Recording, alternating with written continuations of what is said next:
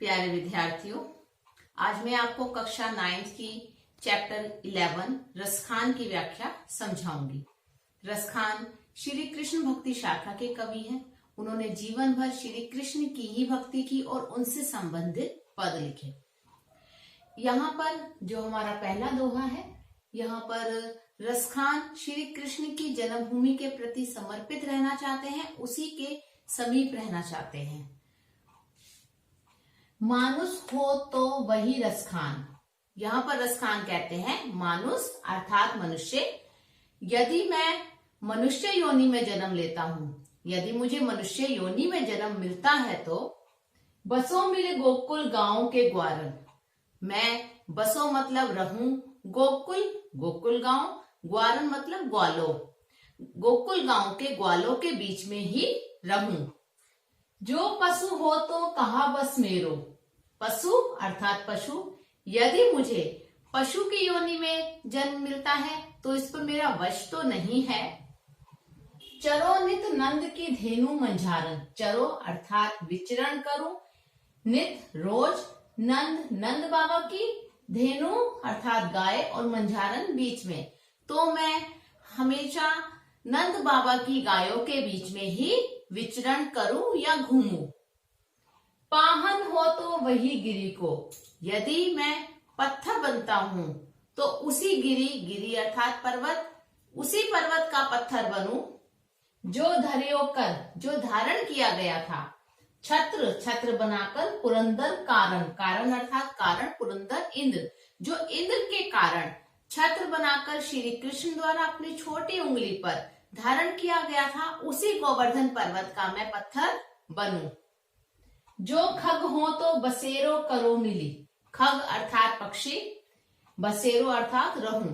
यदि मैं पक्षी के रूप में जन्म लेता हूं तो मेरा बसेरा हमेशा हो कालिंदी कूल कदम्ब की डारन। कालिंदी यमुना, कूल के तट पर, कदम कदम वृक्ष की डारन अर्थात डालों पर। यदि मैं पक्षी के रूप में जन्म लेता हूं तो मैं यमुना किनारे जो कदम के वृक्ष हैं, जहां पर श्री कृष्ण अपनी रास लीला करते थे, उन कदम के वृक्षों की डालों पर ही मैं बसेरा करूं अर्थात रहूं। बढ़ते हैं अगले दोहे की तरफ। इस दोहे में रसखान जी हर तरह से श्री कृष्ण का सानिध्य, उनका प्रेम चाहते हैं, उनके पास ही रहना चाहते हैं। या लकुटी अरु कामरिया पर। लकुटी अर्थात लाठी और कामरिया अर्थात कंबल।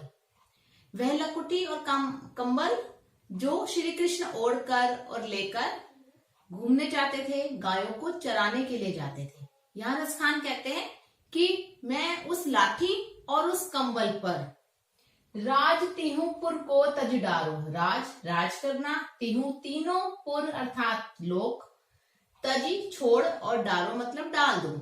मैं तीनों लोगों का राज उस पर छोड़ दूं, न्योछावर कर दूं, अगर मुझे लाठी और कंबल वह मिल जाए।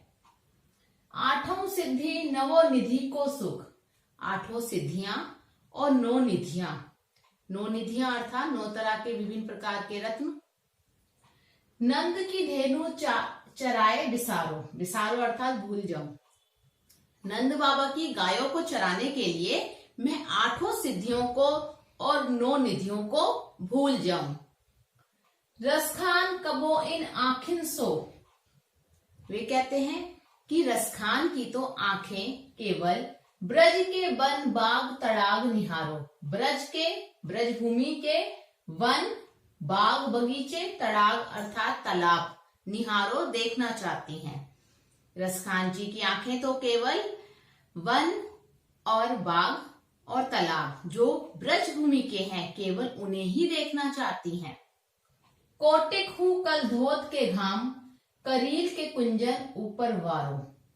वे ब्रज की कांटेदार झाड़ियां, जहां पर श्री कृष्ण की लीलाएं छुपी हैं, ब्रज की कांटेदार झाड़ियों पर करील महल बने हुए, कुंजन सोने के महलों को भी वार दें कांटेदार झाड़ियों के लिए। तो इस प्रकार से रसखान जी हर तरह से श्री कृष्ण का सानिध्य चाहते हैं, उनके समीप रहना चाहते हैं। नेक्स्ट पद में रसखान गोपियों का श्री कृष्ण के प्रति प्रेम बताते हैं। वो बताते हैं कि गोपियां श्री कृष्ण से कितना प्रेम करती हैं। वे इतना प्रेम करती हैं कि उनके लिए हर स्वांग रचने को तैयार हैं। स्वांग अर्थात उनके जैसा बनना। वो जो भी क्रियाएं करते थे, जो भी क्रियाकलाप वो करते थे श्री कृष्ण, गोपियां वो सब करना चाहती हैं ताकि उन्हें लगे कि कृष्ण उनके पास ही हैं। मोर पखा सिर ऊपर राखियो। यहाँ पर गोपियां कहती हैं कि हम मोर पखा, मोर पंख को सिर के ऊपर रखेंगी, लगाएंगी। गुंज की माल गले पहिरोगी, गले अर्थात गले, पहिरोगी पहनूंगी, और गुंज की माला को गले में पहनूंगी। मोर पंख को सिर पर लगाऊंगी और गुंज की माला को गले में पहनूंगी। और पितंबर ले लकुटी ओढ़ ओढ़कर, पितंबर पीला वस्त्र, पीले वस्त्रों को पहनकर, क्योंकि श्री कृष्ण पीले वस्त्र पहनते थे, उन्हें पीले वस्त्र अधिक प्रिय थे, इसलिए यहाँ पे गोपियां पीला वस्त्र पहनकर, ले लकुटी लाठी लेकर, बन गोधन गवरन संग फिरोंगी। बन गोधन ग्वालों के संग, गायों के झुंड में, गवरन ग्वालों में ही, संग उनके साथ में, फिरूंगी घूमूंगी, विचरण करूंगी। अर्थात श्री कृष्ण के समान पीला वस्त्र पहनकर और लाठी हाथ में लेकर, जैसे वो ग्वालों के संग वनों में गायों के बीच में विचरण करते थे, मैं भी वैसे ही करूंगी। भाव तो वो ही मेरो रसखान। यहाँ पर रसखान जी कहते हैं कि गोपियां कहती हैं कि हमें भावतो अर्थात अच्छा लगता है, हमें वो सब अच्छा लगता है जो श्री कृष्ण करते थे। सो तेरे कहे सब स्वांग करूंगी। हे कृष्ण, तेरे कहे अनुसार जिस प्रकार से तुम स्वांग रचते थे, वैसे तुम्हारे सारे स्वांग हम भी रचेंगे, तुम्हारी नकल करेंगे, या तुम्हारे जो भी क्रियाकलाप थे उनको हम करेंगे। किंतु या मुरली मुरलीधर की, मुरलीधर श्री कृष्ण का ही दूसरा नाम है। मुरलीधर की जो मुरली है, बांसुरी है, उसको अधरान धरो अधरान अधरूंगी। अधरान होठों के ऊपर धरी धारण नहीं करूंगी।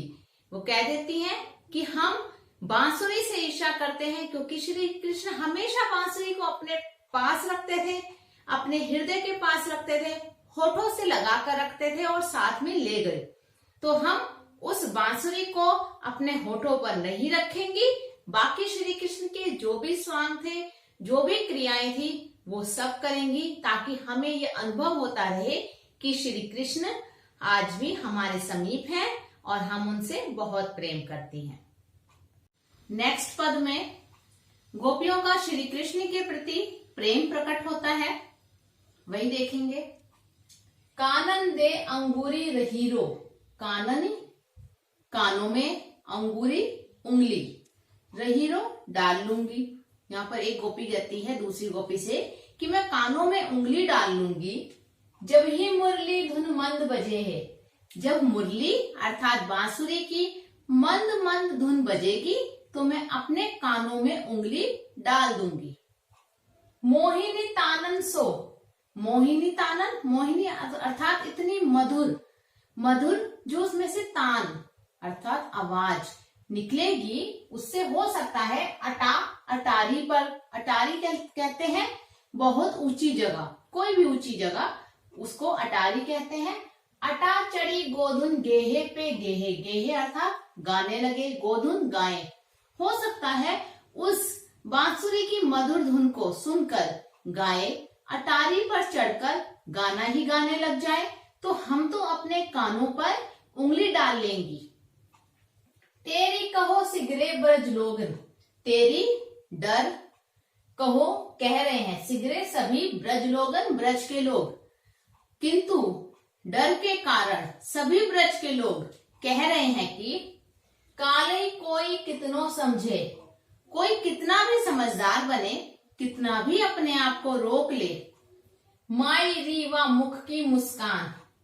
वो कहते हैं कि श्री कृष्ण के मुख की मुस्कान से कोई नहीं बच पाएगा, संहारी न जेहे न जेहे न जेहे, संहारी अर्थात संभाल नहीं पाओगे, ना जेहे कोई भी नहीं, कोई भी नहीं, कोई भी नहीं।